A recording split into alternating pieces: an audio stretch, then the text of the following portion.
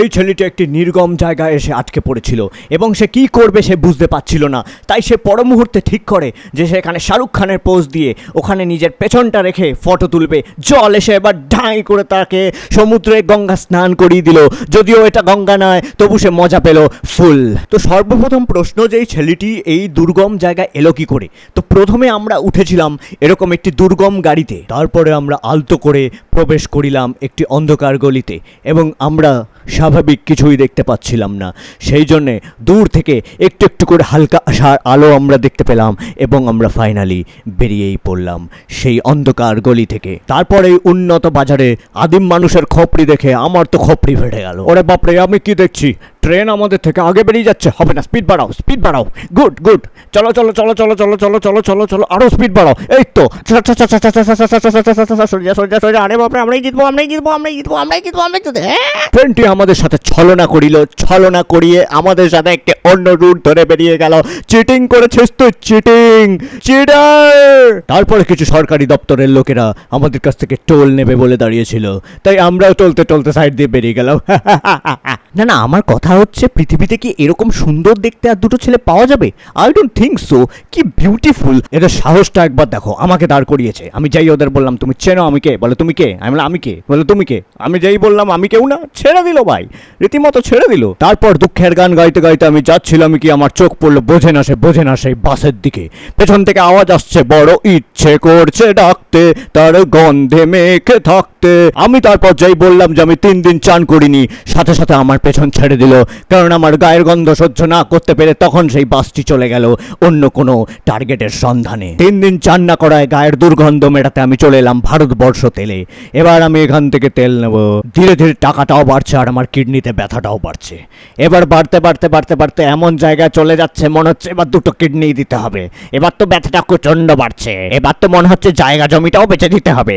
ওরে দাঁড়া রে, আচ্ছা তোমরাও কি সেটাই ভাবছো যেটা আমি ভাবছি, যে যদি একটা দেশলাই মেরে দেয়া যায়? তেল কিনতে কিনতে আমি এত গরিব হয়ে গেছি যে গানটি অব্দি আমাকে একটি ভাঙা মোবাইলে শুনতে হচ্ছে, কারণ তেল কেনার জন্য তো আমি মিউজিক সিস্টেম বেচে দিয়েছি। তারপর গাড়ি থেকে ঘর ঘর করে শব্দ আসার জন্য আমাদেরকে দাঁড়িয়ে যেতে হলো মাঝ রাস্তায়। তারপর আমি আমার ক্লাস 1 এর ইঞ্জিনিয়ারিং ডিগ্রি কাজে লাগালাম, দিয়ে বোঝার চেষ্টা করলাম কি হয়েছে।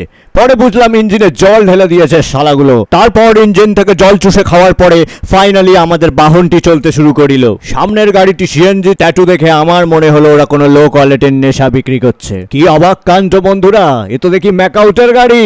দূর থেকে দেখতে পেলাম সেই সরকারি দপ্তরের লোকেরা এখনো আমার জন্য অপেক্ষা করছে। কাছে গেলাম, আরো কাছে গেলাম, আর একটু কাছে এলাম, এসে দেখলাম একটি রিলায়েন্সের সাপ্লাই ট্রাক রয়েছে, যেটি কিনা হাই কোয়ালিটির নেশা করাচ্ছে।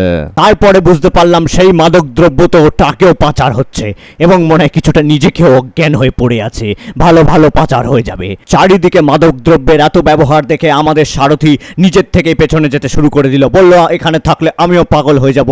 দিয়ে আমরা হাই স্পিডে এখান থেকে বেরোনোর চেষ্টা করলাম এবং আমাদের আটকে দিল। তারপর আমরা এত খাবার দাবারের পাচার দেখে এবার তো আমাকে কিছু খেতেই হবে, আমার তো খিদে পাচ্ছে বিশাল। তারপর লুচির নামে পরোটা দেখে আমার তো মন ভরে গেল। এই দেখুন বন্ধুরা, চিটে গুড় কি করে তৈরি হয়। আমি বেরোবো আর রাস্তায় জাম হবে না, এটা অসম্ভব ব্যাপার। তারপর আমি দেখতে পেলাম সেই বিচিত্র বিউটি পার্লার, যেখানে চারিদিকে তাকিয়ে দেখি বিউটিও নেই আর পার্লারও নেই, কিন্তু প্রথম কাস্টমারকে আমি খুব সহজেই চোখে দেখতে পেয়ে গেলাম। ভুল ভাল বকার জন্য আমাকে গাড়ি থেকে জোর করে নামিয়ে দিল আর আমি সিএনজি নেশা করে দৌড়ে এলাম। তারপর এই দ্বীপে যেখানে কাউকে খুঁজে পাওয়া যায় না, অর্ধনগ্ন কাকু দেখে আমার তো মন ভরে গেল। তারপর সিএনজির নেশা আমাকে এত জোরে হিট করলো যে আমি একটুখানি জল নিয়ে নিজের মাথাটাকে ধুয়ে নিলাম, কারণ জানি এই নোংরা মাথায় আর কিচ্ছু বেরোবে না। এরপরে আমরা কি করব, আমরা হালতো করে বসবো ওখানে, জলের জন্য অপেক্ষা করছি। যে এই করাচ্ছিস কেন, এই নোংরা। ইস, কলেজের পড়ার চাপে আমি ঝাঁপ দিয়ে দিলাম ঢাই। তারপর পেন্সিলের থেকে পাতলা শরীর নিয়ে আমি নিজের বল দেখাতে চাইলাম, কিন্তু হাওয়া আমাকে যেভাবে ওড়ালো তাতে বুঝতে পারলাম যে আমার গায়ে দম নেই। তারপরে সেই হাওয়া আমাকে আবার টানিতে টানিতে নিয়ে যাইতা ছিল।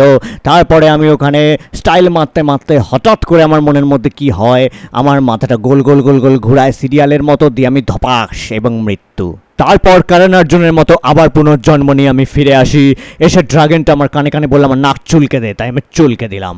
নিজেকে সেলফ মেড আর ইন্ডিপেন্ডেন্ট অ্যাক্টর বলা সত্ত্বেও অ্যাক্টিং এর আমার এই অবস্থা। তারপর নিজেকে আজাদ হিন্দ বাহিনীর একটা সৈনিক ভেবে আমি স্লাইড খেতে চললাম, এই ঢাই করে খুব জোর লেগেছে। তারপর সেই ব্যথা পাছা নিয়ে আমি চায়না চলে এলাম শুধুমাত্র দালাই লামাকে খুঁজে এই ব্যথার একটা ওষুধ খোঁজার জন্য, কিন্তু আমি কোথাও তাকে খুঁজে পেলাম না। তবে দালাই লামার জায়গায় চায়নায় কবিগুরুকে দেখে আমার তো একটুখানি আজব লাগলো। সত্যি কথা বলছি, এর থেকে বেশি মেয়ে তো আমাকে দেখে মনে হয়। ম্যাকাউটে পড়াশোনা করলে জীবনের এই পরিণতিটাই হয়। শেষকালে ফুর্তি করতে এসে এখন আমি ঘোড়া আর ঘড়ির বিয়ে দেখে বাড়ি যাচ্ছি। তারপর ঘোড়াটা আমাকে দেখে চানা চিবোচ্ছে নাকি রাগে দাঁত কটমট করছে কিছুই বুঝতে পারছি না, দাঁত তো দেখতে পাচ্ছি না। কি বলছিস তুই? বন্ধুরা, সিএনজির নেশা ঘোড়ার স্বাস্থ্যের পক্ষে খুবই হানিকারক। এখন ঘোড়ারাও ট্রাফিক সিগন্যাল মানছে। কি দিন চলে এলো। তুই আবার নামছিস কেন? এইসব আমার সহ্য ক্ষমতার বাইরে বেরিয়ে যাওয়াতে আমিও সিএনজির নেশা করে এবার আমি গাড়িতে উঠে যাব এবং আমি আমার ইনভিজিবল ফ্যান্সদের টাটা করে গাড়িতে একদম স্টাইল মেরে উঠে পড়লাম। বাই।